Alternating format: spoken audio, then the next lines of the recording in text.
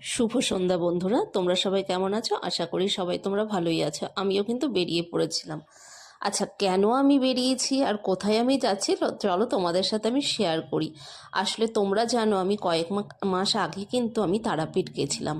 আমার যাওয়ার কথা ছিল না, তবুও আমি গেছি।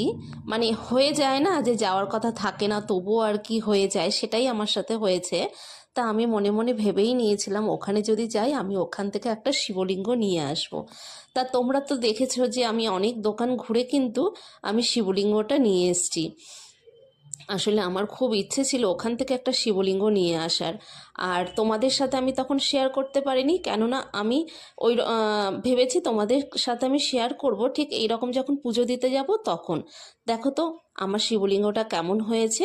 আর যেহেতু শ্রাবণ মাসের সোমবার, প্রথম সোমবার, আমি ভেবেছি যে মন্দিরে গিয়ে আমি প্রতিষ্ঠা করে বাড়ি নিয়ে আসব, তারপর আমি নিত্য পূজা দেবো। কেননা একা একা দেখো এমনি পেতে শিবলিঙ্গ কিন্তু পূজা করা যায় না, মানে আমার মনে সেটা মানছিল না বলে আমি একেবারে মন্দিরে নিয়ে গেছি। মন্দিরে নিয়ে গিয়ে কিন্তু আমি পুজো করিয়ে তারপরে বাড়িতে এটা বসিয়েছি।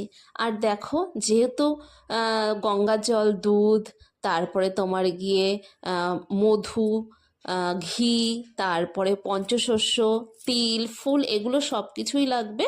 আসলে একটা জল রেডি করতে হবে শিবের মাথায় ঢালার জন্য, সেটাই আমি কিন্তু রেডি করছিলাম। আর আজকে না ভীষণ দেরি হয়ে গেছে, তোমাদের সাথে আমি নিশ্চয়ই বলেছি যে আজকে আমি ভীষণ ব্যস্ত আছি, তোমাদের সাথে কোনো ভিডিও এরকমভাবে শেয়ার করতে পারিনি।